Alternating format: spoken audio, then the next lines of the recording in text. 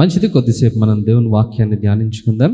और अच्छी बात है, हम कुछ समय परमेश्वर के वचन का ध्यान करेंगे। సామెతల గ్రంథము और नीति वचन 14వ అధ్యాయం इसका 14वां अध्याय 11వ వచనాన్ని మనం और చదువుకుందాం. इसके 11वें वचन में पढ़ेंगे। मैं आपको एक बार पेज नंबर भी बता दूंगा, 781 पुराना नियम में 14वां अध्याय और उसका 11वां वचन। दुष्टों के घर का विनाश हो जाता है, परंतु सीधे लोगों के तंबू में आबादी होती है। హల్లెలూయా. हालेलुया। ఇక్కడ జ్ఞాని అయినటువంటి సొలొమోను ఒక మంచి విషయాన్ని గురించి మాట్లాడుతూ ఉన్నాడు. यहाँ पर सुलेमान राजा जो ज्ञानी है, उन्होंने एक अच्छी बात कही है। ప్రతి మానవుని జీవితంలో ఉండేటువంటి ఒక ఆశ, हर मनुष्य के जीवन में एक आशा होती है, మేము అన్ని విషయాలలో అభివృద్ధి చెందాలి, हम हर विषय में बहुतायत पाकर रहे, ఏది కూడా కొదువ లేకుండా మా ఇంటిని మేము అభివృద్ధి పరుచుకోవాలి. हमारे घर में किसी चीज की कमी ना हो, इस तरह से हम अपने घर को बनाएं। ఆ ఆశతోటి మానవుడు చేసే ప్రయత్నాలు చాలా ఉంటాయి. और उस आशा से मनुष्य बहुत सारे प्रयत्न करता है తనకు తెలిసిన ప్రతి మార్గాన్ని అవలంబించేస్తాడు. और जो रास्ता उसे मालूम होता है वो उसके लिए उपयोग करता है, తనకి తెలిసిన ప్రతి పనిని చేయడం మొదలు పెడతాడు. और जो कुछ उसे मालूम होता है वो सब काम करने के लिए वो तैयार रहता है। ఏది చేసైనా సరే నా ఇంటిని నేను అభివృద్ధి చేసుకోవాలి, मैं कुछ भी करूं, मैं अपने घर को बढ़ाऊं, బాగా సంపాదించాలి, मैं बहुत कुछ कमाऊं, నేను సంతోషంగా సమాధానంగా బ్రతకాలి, और मैं शांति से और खुशी से घर जीवन जीऊं। ఈ విధమైన ఆలోచన ప్రతి మానవుని జీవితంలో కూడా ఉంటుంది. और इस प्रकार के विचार हर मनुष्य के जीवन में होते हैं। కొంతమంది కష్టపడి పని చేసుకునే వాళ్ళు ఉన్నారు, और कुछ लोग मेहनत करके काम करते हैं, కొంతమంది బిజినెస్ చేసి సంపాదించే వాళ్ళు और ఉన్నారు, कुछ लोग व्यापार करके काम करते हैं, మరి కొంతమంది అన్యాయముగా మోసములు చేసి సంపాదించే వాళ్ళు కూడా ఉన్నారు. और कुछ लोग अन्याय से धोखा करके कमाने वाले होते हैं। కానీ బైబిల్ అంటుంది, लेकिन बाइबल ये कहता है, నిజంగా మన గుడారము వర్ధిల్లాలి అని అంటే, अगर सच्चाई में अगर हमारा घर बढ़ना चाहिए, మనం ఆశించిన రీతిలో మనకి కలిగిన దాన్ని బట్టి మనం సంతోషించాలంటే, अगर जो हम आशा करते हैं जो हमें मिलना चाहिए, उसके लिए మొదట మనం చేయాల్సినటువంటి ఒక ప్రాముఖ్యమైన పని, तो सबसे पहले हमें एक काम करना है, మన జీవితములను మనం దైవికంగా కట్టుకోవడం हमें నేర్చుకోవాలి. अपने जीवन को परमेश्वर के दैविक रीति से बनाना चाहिए। ఇక్కడ మనం చదువుకున్న వచ్చిన భాగంలో రాయబడి ఉంది, और जिन वचनों को हमने पढ़ा है वहां पर लिखा है, యథార్థవంతుల గుడారము వర్ధిల్లును అని. परंतु सीधे लोगों के तंबू में आबादी होती కానీ है। భక్తిహీనుల ఇల్లు కాదు. ये भक्तिहीनों का ही घर नहीं మనం है। ఎలా బ్రతికైనా డబ్బు సంపాదించాలని ఆలోచన చేస్తా ఉంటాం, ऐसा भी जिए, लेकिन हम पैसा कमाना चाहते हैं। కానీ దేవుడు అంటున్నాడు, लेकिन परमेश्वर ये कहता है, మీరు దైవికంగా జీవించండి, अगर आप दैविक जीवन जियोगे, మీ జీవితాలలో భక్తికి ప్రాముఖ్యతనివ్వండి, अगर आपके जीवन में आप भक्ति को प्रामुख्यता देंगे, దేవునికి ప్రథమ స్థానమునివ్వండి, अगर सबसे पहला स्थान आप परमेश्वर को दोगे, అప్పుడు మీ జీవితాలు అభివృద్ధి చెందుతాయి. तब आपका जीवन अभिवृद्ध होगा। యేసుక్రీస్తు భూమి మీద పరిచర్య చేస్తున్న కాలంలో यीशु मसीह जब इस संसार में वो सेवा कर रहे थे, ఆయన పలికినటువంటి ఒక మాట, और उन्होंने खुद ये बात कही, మొదట నా నీతిని నా రాజ్యమును వెతకండి, सबसे पहले मुझे और मेरे राज्य को ढूंढो, అప్పుడు భూమి మీద మీకు ఏమేం కావాలో అవన్నీ और इस అనుగ్రహించబడతాయి. संसार पर आपको जो कुछ भी चाहिए वो मिल जाएगा। సో దేవుని హెచ్చరిక ఏంటనంటే, और परमेश्वर की चेतावनी ये थी, మొదట నన్ను వెంబడించడం మీరు నేర్చుకోండి, सबसे पहले तुम मेरे पीछे हो लो, నాకు ప్రాముఖ్యతనివ్వడం నేర్చుకోండి, और मुझे सबसे पहला स्थान दीजिए, అప్పుడు మీకు కావలసినవన్నింటిని నేను ఏర్పాటు और చేస్తాను. जो कुछ भी आपको चाहिए मैं आपके लिए तैयार करके दूंगा। కానీ మనం ఎలాగ ఆలోచిస్తామో తెలుసా? लेकिन हम कैसा सोचते हैं आपको मालूम है? ప్రభా మొదట మమ్మల్ని ఆశీర్వదించు నాయనా, परमेश्वर पहले मुझे आशीर्वाद दीजिए, అప్పుడు మేము నిన్ను మహిమపరుస్తాం. और उसके बाद मैं आपकी महिमा करूंगा। దేవునికి మనకి మధ్య ఉన్న యుద్ధం అదే. और परमेश्वर के बीच में, हमारे बीच में ये लड़ाई होती है। దేవుడు అంటున్నాడు, परमेश्वर कहता है, నా దగ్గరికి రండి నేను మిమ్మల్ని ఆశీర్వదిస్తాను. मेरे पास आइए मैं तुम्हें आशीर्वाद दूंगा। మనం అంటున్నాము, और हम कहते हैं, నన్ను ఆశీర్వదించు నాయనా, అప్పుడు నేను నీ దగ్గరికి వస్తాను. आप मुझे आशीर्वादित करो तब मैं आपके पास ఈ आऊंगा। రెండింటి మధ్యనే మన జీవితం ఆగిపోయింది. और इन అలాగా दोनों के बीच में ही हमारा जीवन रुका हुआ है।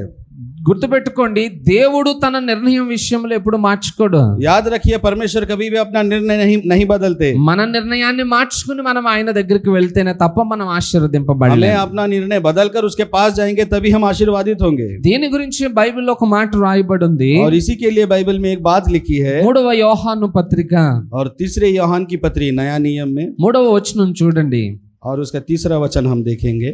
तीसरा यूहन्ना की पत्री उसका पहला अध्याय और तीसरे वचन में देखिए, क्योंकि जब भाइयों ने आकर तेरे రెండో వచనం दूसरा वचन पढ़ेंगे। हे प्रिय, मेरी ये प्रार्थना है कि जैसे तू आत्मिक उन्नति कर रहा है वैसे ही तू सब बातों में उन्नति करे और भला चंगा रहे। చాలు. ఇక్కడ ఒక భక్తుడు చేస్తున్నటువంటి ప్రార్థన రాయబడి ఉంది. यहाँ पर एक भक्त की प्रार्थना लिखी है। ఆయన ఇంకొకరితోటి మాట్లాడుతూ वो ఉన్నాడు. एक और किसी व्यक्ति से वो बात कर रहे हैं। ప్రియుడా, నీ ఆత్మ వర్ధిల్లుచున్న ప్రకారము నీవు అన్ని విషయములలో వర్ధిల్లి సౌఖ్యంగా ఉండాలని నేను ప్రార్థన చేస్తున్నాను. हे मेरे प्रिय भाई, जैसे तो आत्मिक जीवन में उन्नति कर रहा है वैसे तो हर बात में उन्नति करे। మొదట ఆ వ్యక్తి ఎందులో అభివృద్ధి చెందాడట? और सबसे पहले जो वो व्यक्ति है वो किस में उन्नति कर रहा है? నీవు ఆత్మలో వర్ధిల్లుచున్న ప్రకారము. तो जिस प्रकार आत्मा में उन्नति कर रहा है, నీవు దైవికంగా వర్ధిల్లుచున్నావు కాబట్టి तो दैविक उन्नति कर रहा है, इसलिए మిగిలిన విషయాలలో కూడా వర్ధిల్లి సౌఖ్యంగా ఉండాలని నేను ప్రార్థన చేస్తున్నాను. और बाकी के बातों में तू उन्नति करे और तू सुख से रहे। భక్తులు ఆశించేది కూడా ఇదే. और भक्तों की भी आशा यही है। మొదట భక్తి జీవితము బాగుపడితే सबसे पहले अगर भक्ति का जीवन अच्छा रहेगा ఆ తర్వాత భౌతికమైనటువంటి అన్ని విషయాలలో మనం అభివృద్ధి और उसके చెందగలుగుతాం. बाद इस संसार के हर बातों में हम आगे बढ़ते जाएंगे। ఈ భక్తుడు కూడా అదే ప్రార్థన और చేస్తున్నాడు. ये भक्त भी यही प्रार्थना करता है। మొదట నీవు ఆత్మలో వర్ధిల్లుచున్నావు గనుక तो सबसे पहले आत्मा में तेरी उन्नति हुई है, इसलिए దేవుని సన్నిధికి ప్రాముఖ్యతను ఇస్తున్నావు. तूने परमेश्वर की कलीसिया को प्रामुख्यता दी। వాక్యాన్ని ధ్యానిస్తున్నావు. तू वचनों का ध्यान कर रहा है। ప్రార్థన చేస్తూ దేవునితో సహవాసం చేస్తూ ఉన్నావు. तू प्रार्थना करते हुए परमेश्वर के साथ समय बिता रहा है। వీటన్నింటిలో నీవు అభివృద్ధి చెందుతున్నావు కాబట్టి तो इस सब में तू उन्नति पा रहा है, इसलिए నీకు భౌతికంగా ఏవేవి అవసరమో అవన్నింటిలో కూడా వర్ధిల్లుతావు. और तेरी भौतिक जो आवश्यकताएं हैं वो सभी पूरी हो जाएंगी। ఇప్పుడు మన ఇల్లు ఆశీర్వదింపబడాలని ఆశ మనకుందా? अभी हम लोगों की आशा होती है कि मेरे घर में आशीर्वाद हो। ఎంతమందికి ఉంది? कितने लोगों को है? నా జీవితం బాగుపడాలి, मेरा जीवन अच्छा रहे, నా ఇల్లు బాగుపడాలి, मेरा घर अच्छा बने అన్ని విషయాల్లో నేను అభివృద్ధి చెందాలి. और हर बात में मेरी उन्नति हो। ఎంతమందికి ఉంది ఆశ? कितने लोगों को ये आशा है? అందరికీ ఉంది. सभी को है। అభివృద్ధి అనేది ఎవరికి వద్దు అనుకుంటాం? और बढ़ना किसी को नहीं चाहिए, అందరికీ కావాలనుకుంటాం. सभी को चाहिए।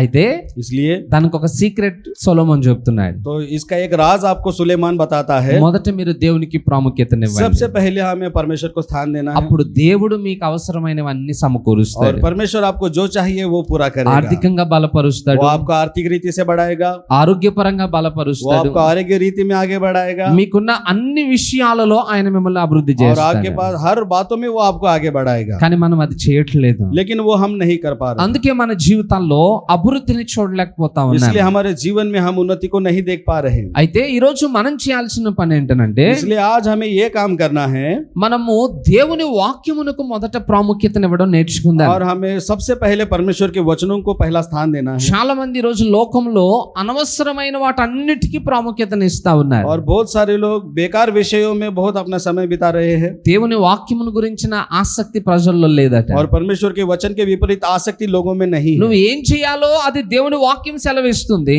आपको क्या करना है ये वचन बता रहा है దేవుడు చెప్పిన మాటను పక్కన పెట్టేశాం. और जो परमेश्वर कहता है उसे बाजू रख देते हैं మనం అభివృద్ధి చెందడానికి మనుషులు 100 రకాల ఆలోచనలు చెప్తారు మనకి. और हमें उन्नति पाने के लिए दूसरे लोग हमें बहुत 100 प्रकार के बात बताएंगे। నువ్వు అలా చేయి అభివృద్ధి చెందుతావు, आप ऐसा करो तो उन्नति पाओगे, లేదా పలానా స్థలానికి వెళ్ళేసిరా అక్కడ అభివృద్ధి या చెందుతావు, फिर दूसरी जगह पर आप जाकर आइए वहां पर उन्नति లేదా पाओगे, ఈ రీతిలో ప్రయత్నం చేయి నువ్వు అభివృద్ధి చెందుతా या ఉంటావు. फिर इस प्रकार से इस रीति में प्रयत्न करें तो आप उन्नति पाएंगे। నేను అంటున్నాను 100 రకాల ప్రయత్నాలు అవసరం లేదు मैं మనకి. आपसे कहता हूँ 100 प्रकार के काम मत कीजिए। సత్యమైన మాట ఒక్కటి చాలు. सत्य बात एक ही बस है आपके लिए ఆ ఒక్కటే దేవుని లేఖనాల్లో రాయబడి ఉంది. और वही परमेश्वर के वचनों में लिखा है।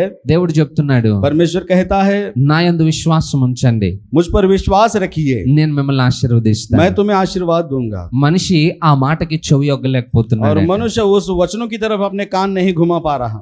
మనకి ఇంకా సొంత ఇల్లు లేవు కాబట్టి పెద్దగా మనకి వీటి గురించి పరిచయం ఉండకపోవచ్చు. और हमारे जाति मकान नहीं है इसलिए हमें उसके बारे में नहीं मालूम। కొంతమంది క్రైస్తవేతరులైన వారిలో और कुछ अन्य लोग हैं వాళ్ళలో ఒక సిద్ధాంతం ఉంటుంది. उनके अंदर एक सिद्धांत होता है వాళ్ళు వాస్తును బాగా నమ్ముతారు అన్నమాట. और वो वास्तु के ऊपर विश्वास रखते हैं। ఇల్లు అభివృద్ధి చెందాలంటే अगर घर की उन्नति हो ఇంటి నిర్మాణపు విధానము కూడా ప్రాముఖ్యం అని వాళ్ళు నమ్ముతారు. तो घर बनाने का निर्माण भी एक अच्छे प्रकार से हो ये विश्वास करते हैं। లోకంలో అలాంటివి కూడా ఉన్నాయి. संसार में ऐसे भी है, మనం ఇంటిని కట్టుకునే విధానాన్ని जब బట్టి हम घर नया बनाते हैं మన ఇల్లు ఆశీర్వదించబడుతుంది అని. तब हमारा घर उन्नति पाता है। కానీ అవన్నీ కూడా ఒట్టి మాటలే. वो सब झूठी बातें हैं। చాలా మంది తూర్పు వైపుకి ఎందుకు పెట్టుకుంటారనంటే और बहुत सारे लोग उत्तर की तरफ क्यों रखते हैं घर का चेहरा? పొద్దున్నే సూర్యకిరణాలు ఇంట్లో పడితే దాని వలన కొంచెం మనకు ఆరోగ్యం కలుగుతుందన్న ఉద్దేశంతోటే. अगर सुबह सुबह में सूरज की किरणें घर में आएंगी तो उसके द्वारा हमारा आरोग्य अच्छा रहेगा, ये मानना होता है। అంతే తప్ప తూర్పు వైపు గుమ్మం పెడితే అధికంగా ఐశ్వర్యవంతులు అయిపోతామని కాదు. और उसी कारण और पूरब की तरफ घर होने से हमारे घर में बहुत सारा धन आएगा, ऐसा कुछ ఒకవేళ नहीं ఆ होता। మాటే సత్యం అయితే अगर वही बात सत्य होती ఇక మిగతా వాళ్ళు ఎవరు వేరే డైరెక్షన్ ఇల్లు కట్టుకోవడానికి तो दूसरे ఇష్టపడరు. लोग మరి दूसरी तरफ अपना दरवाजा करके नहीं घर बनाते थे। ప్రపంచంలో అన్ని ఇల్లులు ఈస్ట్ ఫేసింగ్ లోనే और ఉన్నాయా? संसार में सारे घर पूरब की तरफ ही होते थे। తూర్పు వైపు ఉన్న వాళ్ళే ఆశీర్వదింపబడ్డారా? क्या पूरब की ओर होने वाले ही आशीर्वाद पाते हैं? మిగతా వారికి ఆశీర్వాదం దొరకలేదా? क्या दूसरे लोगों को आशीर्वाद नहीं मिलता? అంటే మనుషులు ఏది చెప్తే అది మనం నమ్ముతున్నాం, यानी कि मनुष्य जो भी बोलता है उस पर हम मानते हैं, కానీ ఖచ్చితమైన దేవుని వాక్యం మనల్ని హెచ్చరిస్తుంటే దానికి మనం लेकिन లోబడలేకపోతున్నాం. परमेश्वर का वचन हमें चेतावनी देता है तब हम उसके अधीन नहीं సో होते। ఈ రోజు అలాంటి వట్టి మాటలన్నిటికీ మనం స్వస్తిని పలికి तो आज हम उन झूठी बातों को बाजू में रखकर మన జీవితములను మార్చగలిగిన వానికి మనం ప్రాముఖ్యతనివ్వడం और जो నేర్చుకుందాం. हमारे जीवन को बदलता है उसकी तरफ हम आगे बढ़ना ఒక सीखेंगे। మాట అడుగుతాను నేను, मैं आपसे एक बात पूछूंगा, మీకు ఏదైనా ఒక అనారోగ్యత వచ్చింది అనుకోండి, आपकी अगर कुछ तबीयत खराब हो गई है మీరు డాక్టర్ దగ్గరికి వెళ్తారా, కార్పెంటర్ దగ్గరికి వెళ్తారా? तो क्या आप डॉक्टर के पास जाओगे या कारपेंटर के पास जाओगे? అనారోగ్యం వస్తే, ఆరోగ్యం బాగోకపోతే డాక్టర్ దగ్గరికి వెళ్తాం, अगर कुछ बीमारी हुए, तबीयत खराब है तो हम डॉक्टर के पास जाते हैं, కార్పెంటర్ దగ్గరికి వెళ్ళలేం. कारपेंटर के पास नहीं जाते। పెద్ద తేడా ఏముంది? तो उसमें अलग क्या है? డాక్టర్కి వస్తాడు, కార్పెంటర్కి వస్తాడు, डॉक्टर भी काटता है, कारपेंटर भी काटता है, కానీ వాళ్ళిద్దరు చేసే పనుల్లో వ్యత్యాసం ఉంటుంది. लेकिन उन दोनों के काम अलग है। ఆరోగ్యం బాగోకపోతే డాక్టరే బాగు जब చేయగలుగుతాడు, हमारी तबीयत ठीक नहीं होती तो डॉक्टर ही ठीक कर सकता కార్పెంటర్ బాగు చేయలేడు. है, कारपेंटर ठीक नहीं कर सकता। అలాగే उसी प्रकार మన ఇంటి పరిస్థితులను బాగు చేయాలి అని అంటే जब हमारे घर की परिस्थिति को हम अच्छा करना चाहते అది हैं బాగు చేయగలిగిన వానికి మాత్రమే మనం అవకాశాన్ని और ఇవ్వాలి. जो कोई उसे ठीक कर सकता है उसी को हमें अवकाश देना चाहिए, అప్పుడే మన ఇల్లు బాగుపడుతుంది. तभी हमारा घर अच्छा रहेगा। మనం మనుషులందరి మాటలకి అవకాశాన్ని ఇస్తాం हम కానీ मनुष्यों के सारे बातों का अवकाश देते हैं, దేవునికి చోటు ఇవ్వం మనం. हम परमेश्वर को जगह नहीं देते। దేవునికి ఎప్పుడైతే చోటు ఇస్తామో जब हम परमेश्वर को जगह देंगे అప్పుడే మన కుటుంబం అభివృద్ధి చెందుతుంది. तभी हमारा घर उन्नति पाएगा। ఇప్పుడు దేవుడు బయట నిలబడాల్సిన పరిస్థితి ఏర్పడింది. अभी परमेश्वर घर के बाहर है, ऐसी परिस्थिति है। ఈ రోజు దేవుణ్ణి లోపలికి ఆహ్వానించడానికి आज మనం ఆసక్తి परमेश्वर को చూపిద్దాం. हम अंदर बुलाएंगे। హల్లెలూయా. हालेलुया। చాలా మంది ఇల్లు బాగుపడడానికి డబ్బు అవసరం అనుకుంటాం. बहुत सारे लोग सोचते हैं कि उन्नति पाने के लिए पैसा बहुत जरूरी డబ్బు है, అధికంగా సంపాదించేస్తే पैसा बहुत ज्यादा कमाओगे ఇంట్లో చాలా హ్యాపీగా బ్రతికేద్దాం तो అనుకుంటాం. घर में हम बहुत शांति से खुशी से रह पाएंगे। నేను గడిచిన వారం అనుకుంటాను, అంతకు ముందు వారము చెప్పాను నేను, हमने पिछले सप्ताह में आपसे कहा था ధనము మనిషి బ్రతకడానికి అవసరమే, पैसा इंसान के जीने के लिए जरूरी है, కానీ ధనమే జీవితం కాదు. लेकिन पैसा ही जीवन नहीं है। ధనాపేక్ష సమస్త కీడులకు మూలము అని చెప్పాను నేను. और धन की आशा हर बुराई की जड़ है। చాలా మంది అనుకుంటారు డబ్బు ఎక్కువగా సంపాదించేస్తే చాలా హ్యాపీగా और బ్రతికేస్తామని, बहुत सारे लोग सोचते हैं कि हम पैसा ज्यादा कमाएंगे तो बहुत खुशी से కానీ रह पाएंगे। అన్ని రకాల సమస్యలు వచ్చేది డబ్బుతోటే. और हर प्रकार की जो समस्या आती है वो पैसों से ही आती మీరు है। వెళ్ళి అడగండి, ప్రపంచంలో ఉన్న ధనవంతులను అడగండి, आप जाकर इस संसार के अमीर लोगों से पूछिए, మనం ఉన్నంత ప్రశాంతంగా వాళ్ళు ఉండరు. हम लोग जितने शांति से है उतने शांति से वो नहीं रहते। మనం తిన్నంత నెమ్మదిగా ఎవరు ఏమి తినలేరు. हम जितने आराम से खाते हैं वो उतना नहीं खा पाते। మనం పడుకున్నంత హ్యాపీగా ఎవరు పడుకోలేరు. हम जितना खुशी से सोते हैं वो लोग नहीं सो पाते। మనకి ఏం టెన్షన్స్ ఉన్నాయి చెప్పండి? हमें क्या टेंशन है बताइए? దినమంతా డ్యూటీ చేసుకుని వస్తున్నాం, తింటున్నాం, రాత్రి ప్రశాంతంగా నిద్రపోతున్నాం. हम दिन भर काम करके आते हैं और रात में शांति से सो जाते हैं, పొద్దున్నే లేస్తున్నాం, మళ్ళీ పనులు చేసుకుని డ్యూటీకి వెళ్తున్నాం. और सुबह हम उठते हैं फिर काम करके काम के लिए तैयार होते हैं। కానీ ధనవంతుని పరిస్థితి అలా కాదు. लेकिन अमीर की परिस्थिति ऐसी नहीं है, సరైన తిండి తినలేరు వాళ్ళు, वो ठीक से भोजन नहीं खा पाता అన్ని అనారోగ్యతలే. और उसकी तबीयत खराब हो रहती है, అలాగని ప్రశాంతంగా నిద్రపోలేరు. और ऐसा वो शांति से सो भी नहीं पाता। ఎన్ని రకాల టెన్షన్స్ ఉంటాయో వాళ్ళకి. और कई प्रकार के टेंशन होते हैं, అడుగడుగునా భయమే వారి జీవితంలో. और कदम कदम पर वो डरता रहता है, ఎక్కడ నష్టపోతే మా విలువ తగ్గిపోతుందేమో मैं అని. कहां पर मेरा नुकसान हो जाएगा और मेरी वैल्यू कम हो అంత जाएगी। ఆస్తిపాస్తులు ఉన్నా, इतनी सारी संपत्ति दौलत అన్ని होने के बाद సౌకర్యాలు వారికి ఉన్నా, भी और हर सुख होने के बाद भी హృదయంలో సమాధానం లేదు. उसके दिल में शांति नहीं रहती। మనకి ఏమున్నాయి? हमारे पास क्या है? మనం ఎక్కడ పడుకున్నా నిద్ర పడుతుంది మనకి. हम जहां पर भी सो जाए हमें नींद आ మనం जाती है। ఏం తిన్నా మనకి మంచిగానే అనిపిస్తుంది, हम जो कुछ भी खाते हैं हमें अच्छा लगता है, ఎందుకంటే మనం ఏదో నష్టపోతామనే భయం మనకి లేదు. क्योंकि कुछ नुकसान हो जाएगा ये डर हमारे अंदर नहीं रहता। అంటే డబ్బు సంపాదిస్తే సంతోషం దొరుకుతుందనే మాట వ్యర్థమే. और पैसा कमाने से आनंद मिलता है, ये बात व्यर्थ है। మరి ఏం చేయాలి? तो हमें क्या करना चाहिए? ఆ సంతోషమును కలుగజేయగలిగిన వానికి మన జీవితంలో చోటు ఇవ్వాలి. और जो सुख हमें देता है उसको हमारे जीवन में हमें जगह देनी బైబిల్లో है। రాయబడి ఉంది, बाइबल में लिखा है, నా సన్నిధిని సంపూర్ణ సంతోషము కలదు అని. और मेरे समीप संपूर्ण शांति मिलती है। దేవుడు ఎక్కడ ఉంటాడో परमेश्वर जहाँ पर रहता है అక్కడ మన జీవితాలు సంతోషానికి గురి చేయబడతాయి. वहाँ पर हमारा जीवन शांतिमय होगा। దేవుడు ఎక్కడ ఉంటాడో परमेश्वर जहाँ पर रहता है ఆ ఇంటిలో ప్రజలందరూ నెమ్మదితో और ఉండగలుగుతారు. उस घर के सारे लोग शांति से रह पाते हैं। ఇప్పుడు దేవుడు ఉన్నాడంటారా మన ఇంట్లో? तो क्या परमेश्वर हमारे घर में है, ऐसा आप कह सकते हैं? మనం అన్నింటికి ప్రయత్నాలు చేస్తున్నాం. हम सब कुछ प्रयत्न करते ఎవరు हैं। ఏది చెప్తే అది చేస్తా ఉన్నాం. जो कुछ भी लोग कहते हैं वो हम करते हैं। అవన్నీ వదిలేసేయండి. अब उस सब को छोड़ दीजिए। దేవుని వాక్యం ఏం చెప్తుందో అది చేయడం మొదలు పెట్టండి. परमेश्वर का वचन क्या कहता है उसे करने के लिए तैयार దేవుని रहिए। నమ్మండి. परमेश्वर पर विश्वास దేవుని कीजिए వాగ్దానముల మీద విశ్వాసం ఉంచండి. और परमेश्वर के प्रतिज्ञाओं पर विश्वास रखें దేవుని ఉన్నతమైన కార్యం మన జీవితాల్లో చూస్తాం. और परमेश्वर अद्भुत कार्य हमारे जीवन में करेगा। ఇప్పుడు ఆ దేవుణ్ణి మనం ఆహ్వానిస్తే अगर उस परमेश्वर का हम स्वागत करेंगे ఆయనతో పాటు సమాధానాన్ని కూడా మనం और పొందుకోగలుగుతాం. उसके साथ हम शांति भी पाएंगे। ఆయనే కదా సమాధానానికి అధిపతి. वही तो शांति का राजा है। మరి ఆయన ఉన్నప్పుడు మన ఇంట్లో సమాధానం ఉంటుంది కదా. और जब वो हमारे घर में रहेगा तो शांति हमारे घर में డబ్బు रहेगी। లేకపోవచ్చు, पैसा शायद नहीं होगा బంగ్లాలు మనకు ఉండకపోవచ్చు, और बंगला हमारे पास नहीं होगा, కార్లలో మనం తిరగకపోవచ్చు, शायद कार में हम नहीं घूम सकते हो। కానీ క్రీస్తు మనతోటి ఉంటే, लेकिन जब मसीह हमारे साथ रहेगा సమాధానమునకు అధిపతి అయిన వాడు మన ఇంటిలో ఉంటే और समाधान का अधिकारी जो हमारे घर में रहेगा మన జీవితాల్లో నెమ్మదితో और నడిపించబడతాయి. हमारा जीवन शांति से चलेगा। ఇప్పుడు ఆయనను మన ఇంట్లోనికి ఆహ్వానించే ప్రయత్నం మనం చేయాలి. और उसे हम अपने घर में बुलाने का प्रयत्न करेंगे। మరి ఇప్పుడు ఆయన రావాలంటే ఏం చేయాలి? और अगर वो उसे बुलाना है तो हमें क्या करना है? 3 పనులు చెప్తాను.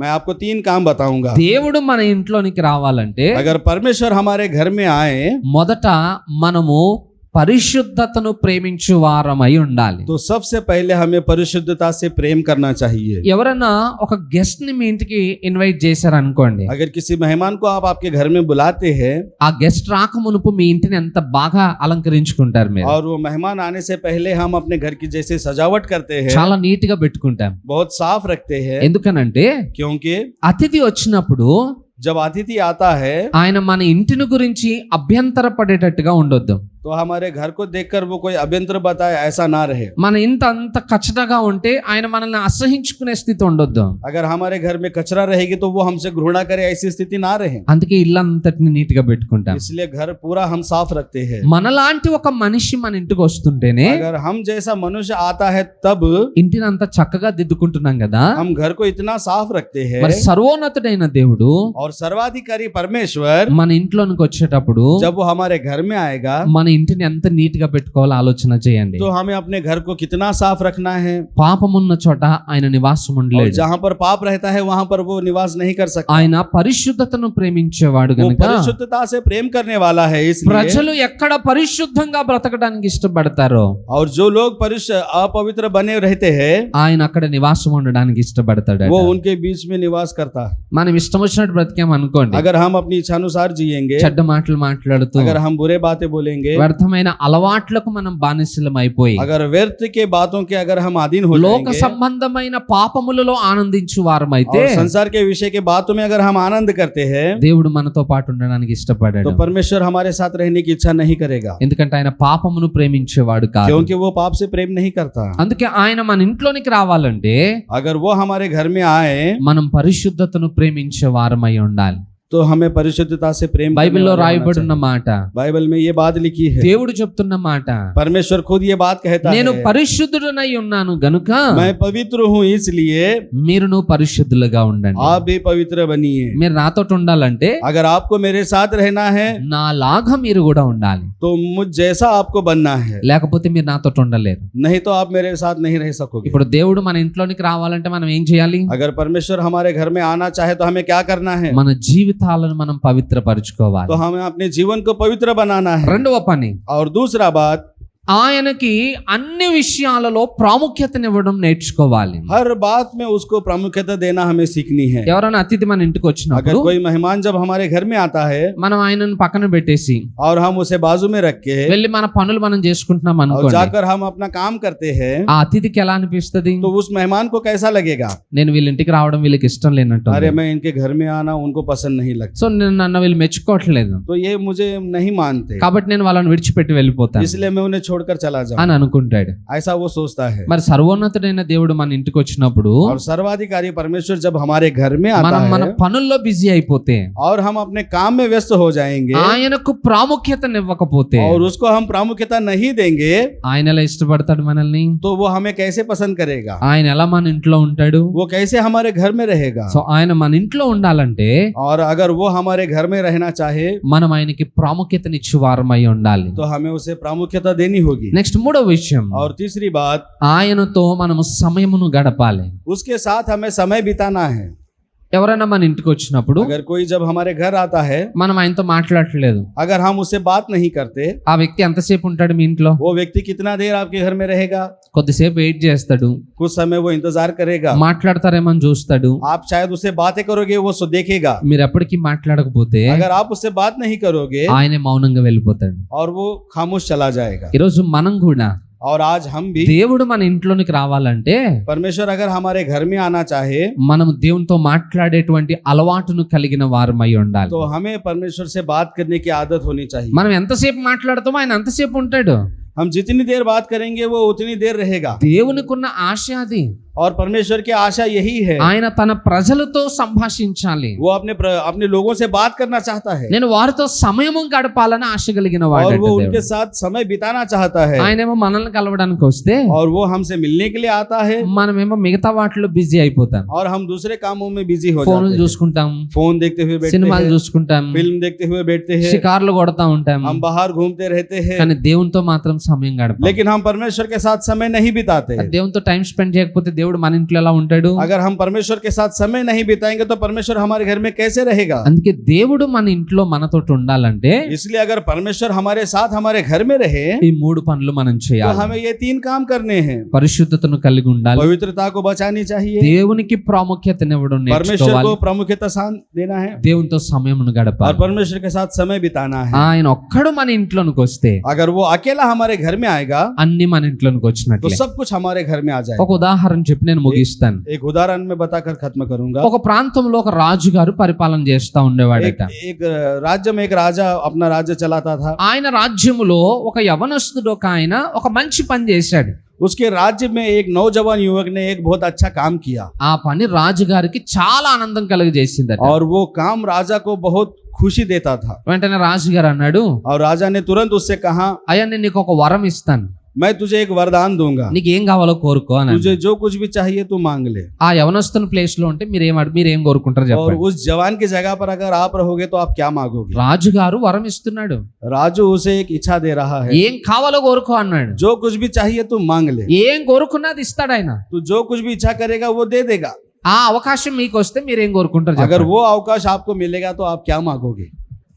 నేను అనుకుంటున్నాను और मैं सोचता हूँ ఒక బస్తా డైమండ్స్ ఇస్తే బాగున్నాం, एक थैला डायमंड अगर दे देंगे तो ఎందుకంటే बहुत జీవితం సెట్ అయిపోద్ది. अच्छा, क्योंकि जीवन सेट हो जाएगा. రాజుగారు కాబట్టి राजा है इसलिए రాజుగారు మీ రాజ్యంలో సగం నాకు ఇచ్చేసి అంటే నేను కూడా పరిపాలన చేస్తాను. आपका आधा राज्य मुझे दे दीजिए, मैं भी राज्य करूंगा. రాజు మాట ఇచ్చినప్పుడు మనం అడిగింది ఇయ్యాల్సిందే. और जब राजा अपनी जबान देता है तो वो दे देता है. కానీ ఆ యవనస్తుడు ఏం అడిగాడో తెలుసా? लेकिन उस जवान ने क्या मांगा मालूम है? రాజుగారు राजा जी, ఒక నెల రోజులు एक महीना మీరు మా ఇంటికి భోజనానికి రావాలని అడిగారు. आपको मेरे घर भोजन करने के लिए आना है. రాజుగారు విచిత్రంగా చూశాడు ఆయనని. और राजा ने विचित्र रूप से उसे देखा. అయ్యా నీకేమన్నా పిచ్చా?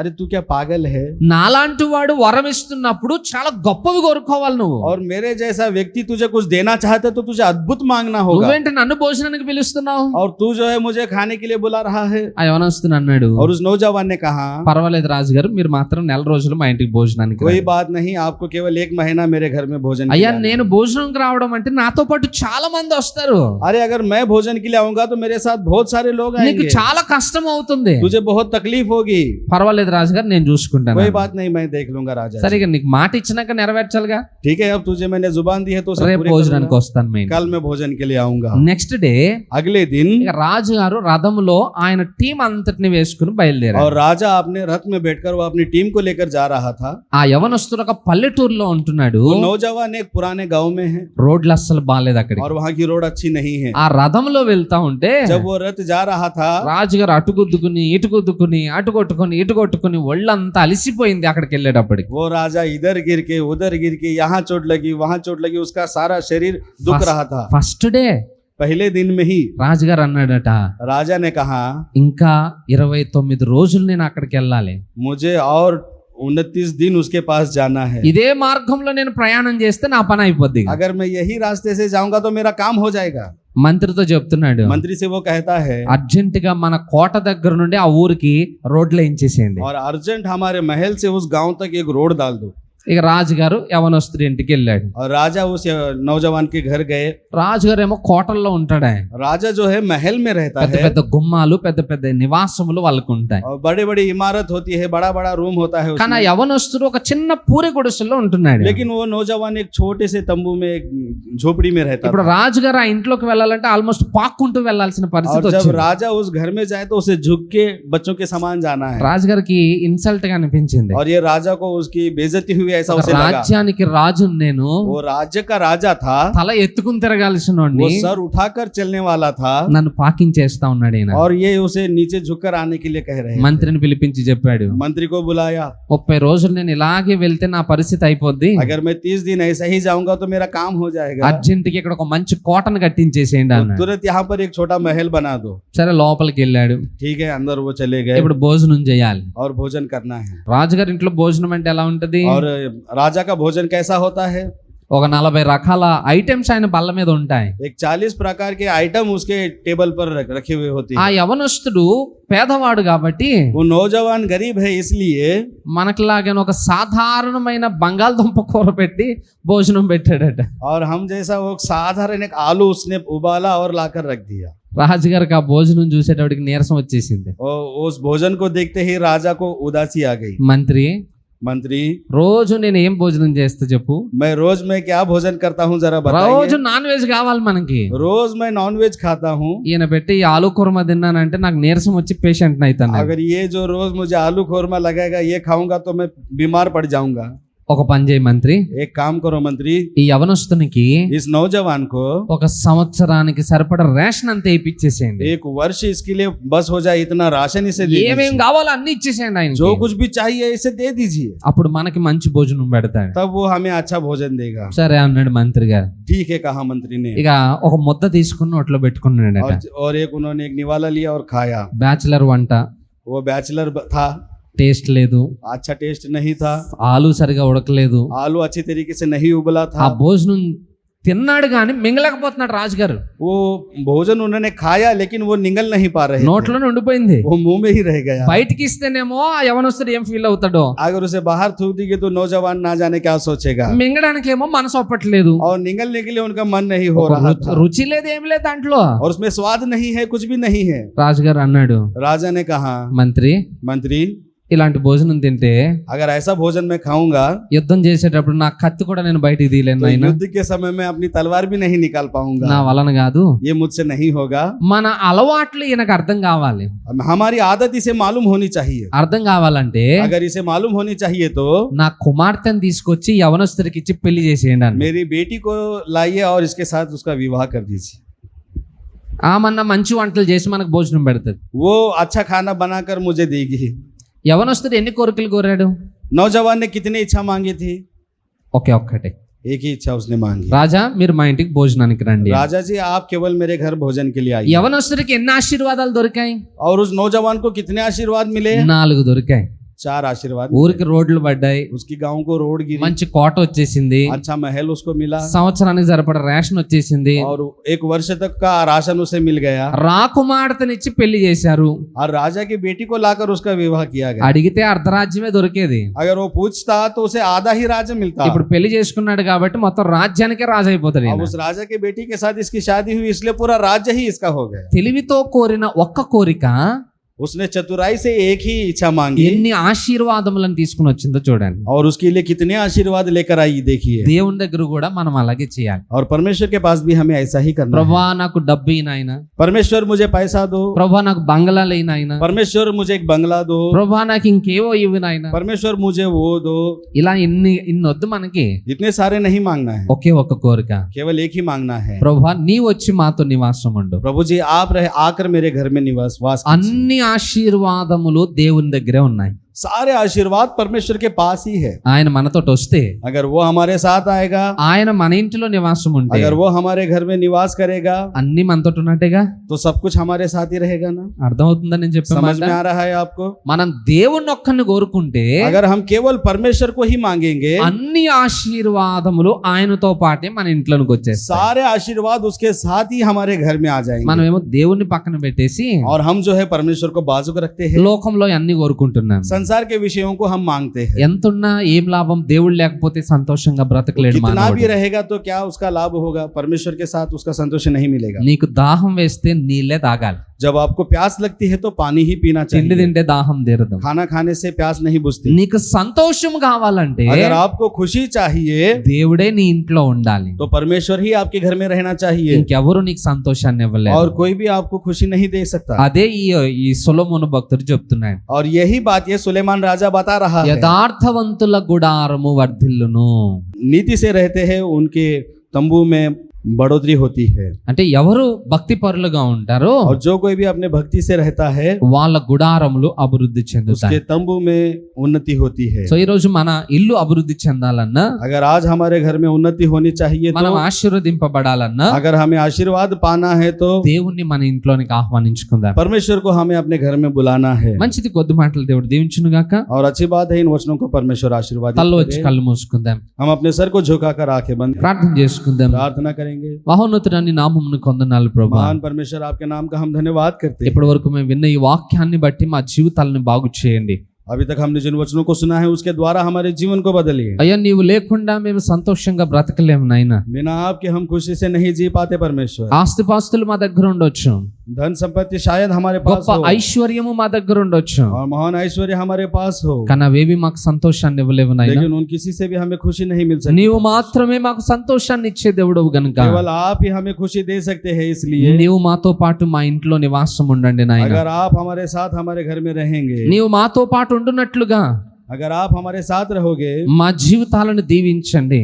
और हमारे जीवन को आशीर्वाद మా दो, లోపములను సరిదిద్దండి. हमारे खामियों को ठीक करोगे, మమ్మల్ని దృష్టికి యోగ్యులుగా మార్చండి और నాయనా. हमें आपके दृष्टि के योग्य बनाइए అయ్యా परमेश्वर। విన్న ఈ మాటలు మా హృదయంలో భద్రపరుచుకుని और जिन वचनों को हमने सुना है उसे हमारे हृदय में संभाल వాక్యాన్ని कर रखें। అనుసరించి జీవించే కృపను చూపమని वचनों का पालन करते हुए जीवन जी ऐसी कृपा दिखाए। యేసు నామములో ప్రార్థిస్తున్నాను తండ్రి. यीशु के नाम से प्रार्थना करते हैं पिता, ఆమేన్. आमीन।